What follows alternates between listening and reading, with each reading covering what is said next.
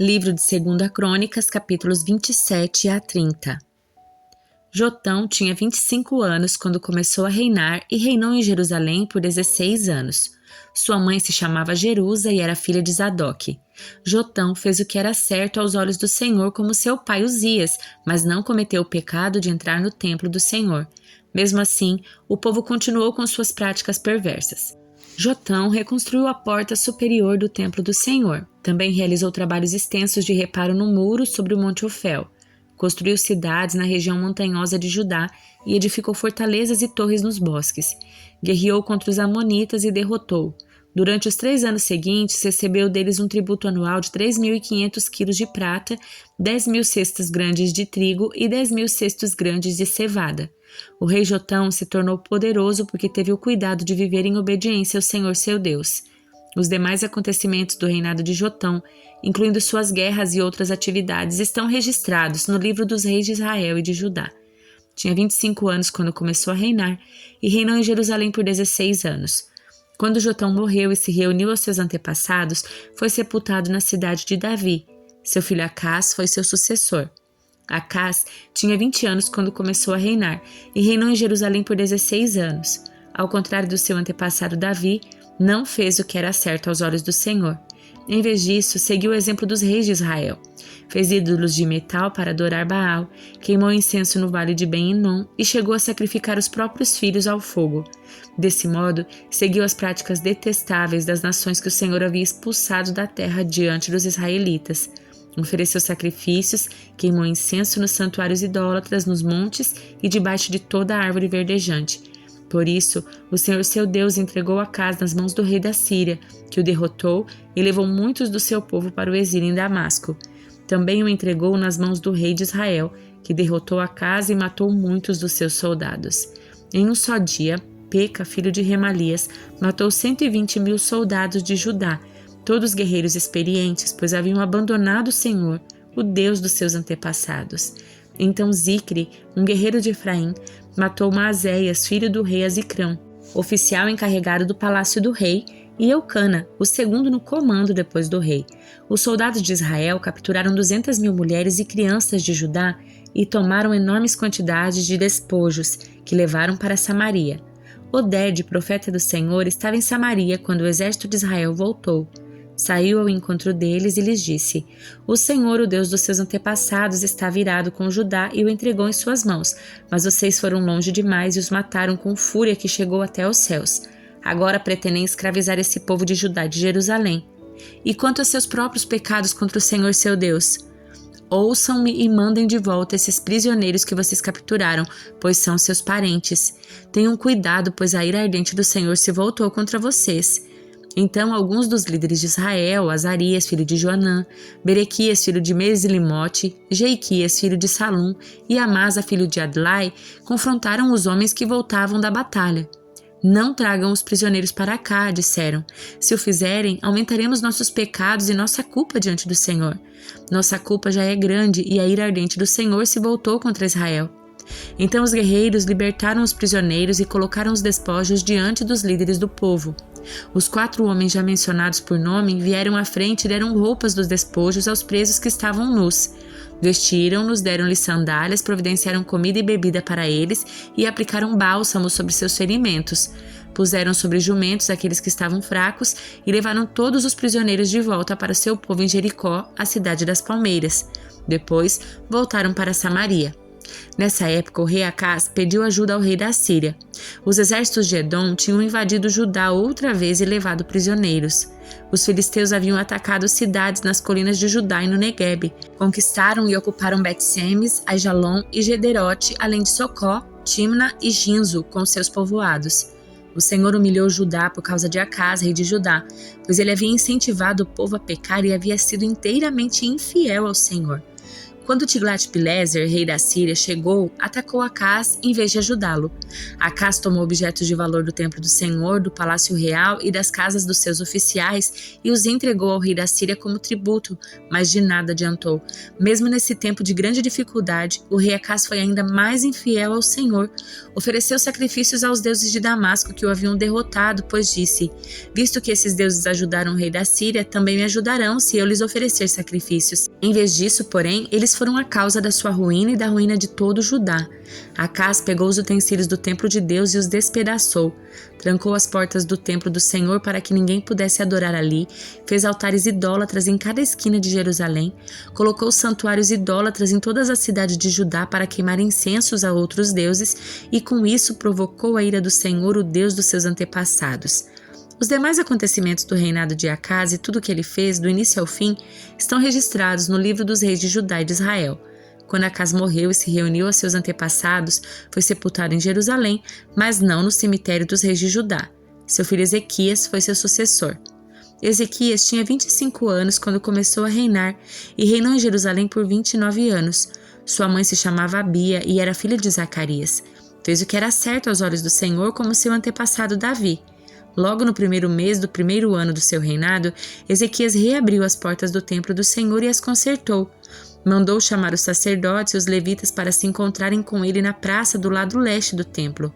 Ouçam-me, levitas, disse ele. Purifiquem-se e purifiquem o templo do Senhor, o Deus dos seus antepassados. Removam do santuário todos os objetos impuros. Nossos antepassados foram infiéis e fizeram o que era mal aos olhos do Senhor nosso Deus. Abandonaram o Senhor e seu lugar de habitação. Deram as costas para ele. Também fecharam as portas da sala de entrada do templo e apagaram as lâmpadas. Deixaram de queimar incenso e de apresentar holocaustos no santuário do Deus de Israel. Por isso a ira do Senhor veio sobre Judá e sobre Jerusalém. Ele fez deles objeto de espanto, horror e zombaria, como vocês veem com os próprios olhos. Por causa disso, nossos pais foram mortos pela espada e nossos filhos, filhas e esposas foram capturados. Agora, porém, farei uma aliança com o Senhor, o Deus de Israel, para que sua ira ardente se afaste de nós. Meus filhos não sejam mais negligentes quanto a seus deveres. O Senhor os escolheu para estarem diante dele, para o servirem, para dirigirem o povo no culto para lhe queimarem incenso. Os levitas, que começaram a trabalhar de imediato, foram do clã de Coate, Maate, filho de Amazai, e Joel, filho de Azarias. Do clã de Merari, Quis, filho de Abdi, e Azarias, filho de Jealelel. Do clã de Gerson, Joá, filho de Zima, e Éder, filho de Joá. Da família de Elisafã, Sinri e Jeuel. Da família de Asaf, Zacarias e Metanias. Da família de Emã, Jeuel e Simei. Da família de Gedutum, Semaías e Uziel. Esses homens reuniram seus parentes levitas e todos se purificaram. Em seguida, começaram a purificar o templo do Senhor, obedecendo às ordens do rei de acordo com as instruções do Senhor. Os sacerdotes foram até o interior do templo do Senhor para purificá-lo e trouxeram para fora, ao pátio do templo, todas as coisas impuras que encontraram. Os levitas as levaram dali para o vale de Cedron. Começaram o trabalho no primeiro dia do primeiro mês e em 8 dias haviam chegado à sala da entrada do templo do Senhor. Depois levaram 8 dias para purificar o templo do Senhor, de modo que todo o trabalho foi completado em 16 dias. Então, os levitas foram ao rei Ezequias e lhe relataram: purificamos todo o templo do Senhor, o altar dos holocaustos com todos os seus utensílios e a mesa dos pães da presença com todos os seus utensílios. Recuperamos todos os objetos que o rei Acaz jogou fora quando foi infiel e fechou o templo. Agora estão diante do altar do Senhor purificados e prontos para uso. Logo cedo, na manhã seguinte, o rei Ezequias reuniu os líderes da cidade e subiu ao templo do Senhor. Trouxeram 7 novilhos, 7 carneiros e 7 cordeiros como holocaustos, e 7 bodes como oferta pelo pecado em favor do reino, do templo e de Judá. O rei ordenou que os sacerdotes descendentes de Arão sacrificassem os animais no altar do Senhor. Os sacerdotes abateram os novilhos, pegaram o sangue e o aspergiram no altar. Em seguida, abateram os carneiros e aspergiram o sangue sobre o altar. Por fim, fizeram o mesmo com os cordeiros. Os bodes para oferta pelo pecado foram levados para diante do rei e da comunidade, que impuseram as mãos sobre eles. Depois disso, os sacerdotes abateram os bodes como oferta pelo pecado e aspergiram o sangue sobre o altar para fazer expiação pelos pecados de todo Israel. O rei havia ordenado que o holocausto e a oferta pelo pecado fossem apresentados em favor de todo Israel. O rei Ezequias colocou os levitas no templo do Senhor com símbolos, harpas e liras. Ele obedeceu a todas as instruções que o Senhor tinha dado ao rei Davi por meio de Gade, o vidente do rei, e por meio do profeta Natã. Os levitas tomaram seus lugares com os instrumentos musicais de Davi e os sacerdotes tomaram seus lugares com as trombetas. Ezequias ordenou que o holocausto fosse oferecido sobre o altar. Enquanto o sacrifício era oferecido, tiveram início os cânticos de louvor ao Senhor acompanhados das trombetas e dos outros instrumentos musicais de Davi, rei de Israel.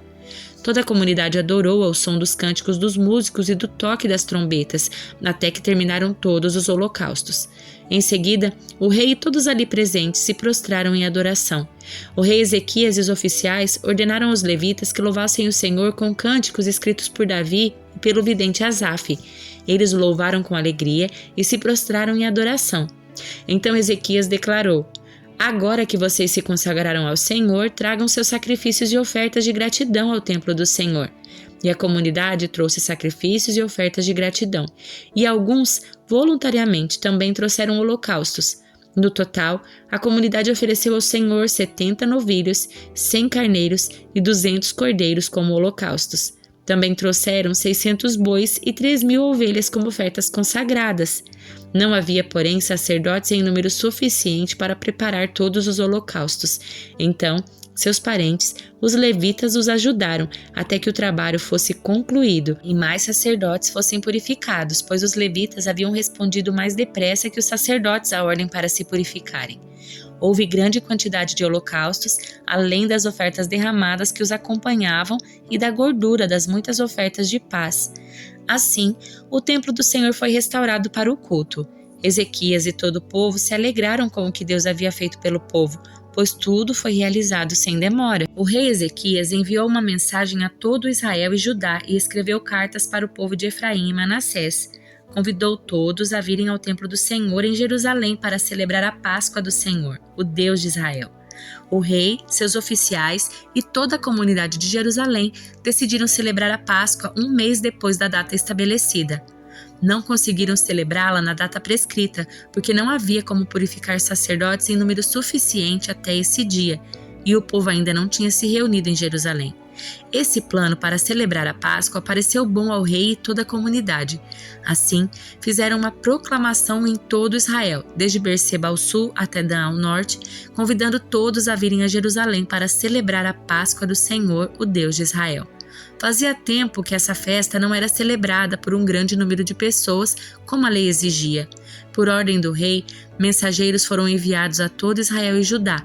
Levaram cartas que diziam: Ó israelitas, voltem para o Senhor, o Deus de Abraão, Isaque e Israel, para que ele se volte para nós, os poucos que sobrevivemos à conquista pelos reis assírios. Não sejam como seus antepassados e parentes, que foram infiéis ao Senhor, o Deus dos seus antepassados, e se tornaram objetos de desprezo, como vocês mesmos podem ver. Não sejam teimosos como eles foram, mas submetam-se ao Senhor. Venham a este templo que ele consagrou para sempre. Adorem o Senhor seu Deus para que sua ira ardente se desvie de vocês, pois se voltarem para o Senhor, os seus parentes e filhos serão tratados com bondade por aqueles que os capturaram e voltarão a esta terra, pois o Senhor seu Deus é cheio de graça e compaixão. Não os rejeitará se voltarem para ele. Os mensageiros foram de cidade em cidade, em Efraim e Manassés e até o território de Zebulon, mas a maioria do povo riu e zombou deles. Contudo, alguns de Azer, Manassés e Zebulon se humilharam e vieram a Jerusalém. Ao mesmo tempo, a mão de Deus estava sobre o povo da terra de Judá, dando-lhes um só coração para obedecer às ordens do rei e seus oficiais, conforme a palavra do Senhor. Assim, uma grande multidão se reuniu em Jerusalém no 2º mês para comemorar a festa dos pães sem fermento. Começaram a trabalhar e removeram os santuários idólatras de Jerusalém. Também removeram todos os altares de incenso e os jogaram no vale de Cedron. No 14º dia do 2º mês, o povo abateu o cordeiro pascal. Isso deixou os sacerdotes e levitas envergonhados, por isso se purificaram e trouxeram holocaustos ao templo do Senhor. Tomaram seus lugares no templo conforme a instrução da lei de Moisés, homem de Deus. Os levitas trouxeram sangue dos sacrifícios para os sacerdotes que o aspergiram sobre o altar. Visto que muitas pessoas não haviam se purificado, os levitas tiveram de abater para elas o cordeiro pascal, a fim de consagrá-las ao Senhor. A maioria dos que vieram de Efraim, Manassés, Issacar e Zebulon não havia se purificado, mas o rei Ezequias orou por eles e foi permitido que comessem a refeição pascal, embora isso fosse contrário aos requisitos da lei, pois Ezequias orou: que o Senhor, que é bondoso, perdoe aqueles que resolveram buscar o Senhor, o Deus dos seus antepassados, mesmo que não estejam devidamente purificados conforme os padrões do santuário. E o Senhor ouviu a oração de Ezequias e perdoou o povo. Então os israelitas que estavam em Jerusalém comemoraram com grande alegria durante os 7 dias da festa dos pães sem fermento. A cada dia, os levitas e os sacerdotes louvavam o Senhor com instrumentos ressoantes. Ezequias elogiou todos os levitas pela aptidão que demonstraram no serviço ao Senhor. A celebração prosseguiu por 7 dias. Apresentaram ofertas de paz e o povo agradeceu ao Senhor, o Deus dos seus antepassados. Toda a comunidade resolveu continuar com a festa por mais 7 dias, de modo que celebraram com alegria por mais uma semana. Ezequias, rei de Judá, deu à comunidade 1.000 novilhos e 7.000 ovelhas para ofertas, e os oficiais deram 1.000 novilhos e 10.000 ovelhas e cabras. Nesse meio tempo, muitos outros sacerdotes se purificaram. Toda a comunidade de Judá se alegrou, incluindo os sacerdotes, levitas, todos que vieram da terra de Israel, os estrangeiros residentes em Israel que vieram para a festa e todos que moravam em Judá. Houve grande alegria em Jerusalém, pois a cidade não via uma celebração como essa desde os dias de Salomão, filho do rei Davi. Então, os sacerdotes, os levitas, se levantaram e abençoaram o povo, e Deus, de sua santa habitação nos céus, ouviu a sua oração. Salmo 101. Cantarei o teu amor e a tua justiça, Senhor. Com cânticos te louvarei. Buscarei viver de modo inculpável. Quando virás me ajudar? Viverei com integridade em minha própria casa. Não olharei para coisa alguma que seja má e vulgar. Odeio todos que agem de forma desonesta. Não terei nada a ver com eles. Rejeitarei ideias perversas e me manterei afastado de todo mal. Não tolerarei que difamem seu próximo. Não suportarei presunção nem orgulho. Irei à procura dos fiéis para conviverem comigo. Só terão permissão de me servir os que andam no caminho certo. Não permitirei que enganadores habitem em minha casa, nem que mentirosos permaneçam em minha presença.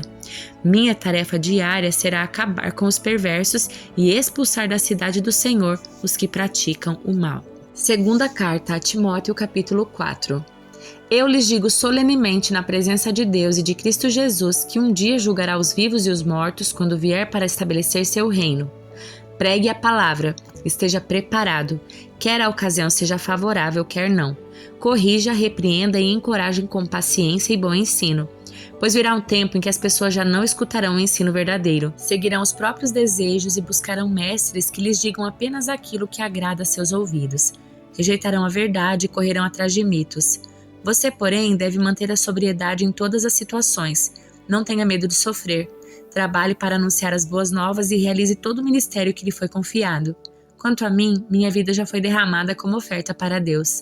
O tempo da minha morte se aproxima. Lutei o bom combate, terminei a corrida e permaneci fiel. Agora o prêmio me espera, a coroa de justiça que o Senhor, o justo juiz, me dará no dia da sua volta. E o prêmio não será só para mim, mas para todos que com grande expectativa aguardam a sua vinda. Por favor, venha assim que puder. Demas me abandonou, pois ama as coisas dessa vida e foi para Tessalônica. Crescente foi embora para a Galácia e Tito para a Dalmácia. Apenas Lucas está comigo. Traga Marcos com você, pois ele me será muito útil no ministério. Enviei Tíquico a Éfeso. Quando vier, não se esqueça de trazer a capa que deixei com Carpo em Troade. Traga também meus livros, especialmente meus pergaminhos. Alexandre, o artífice que trabalha com cobre, me prejudicou muito, mas o Senhor o julgará pelo que ele fez. Tome cuidado com ele, porque se opôs fortemente a tudo o que dissemos. Na primeira vez que fui levado perante o juiz, ninguém me acompanhou, todos me abandonaram. Que isso não seja cobrado deles. Mas o Senhor permaneceu ao meu lado e me deu forças para que eu pudesse anunciar as boas novas plenamente, a fim de que todos os gentios as ouvissem. E ele me livrou da boca do leão. Sim, o Senhor me livrará de todo ataque maligno e me levará em segurança para o seu reino celestial. A Deus seja a glória para todos sempre. Amém.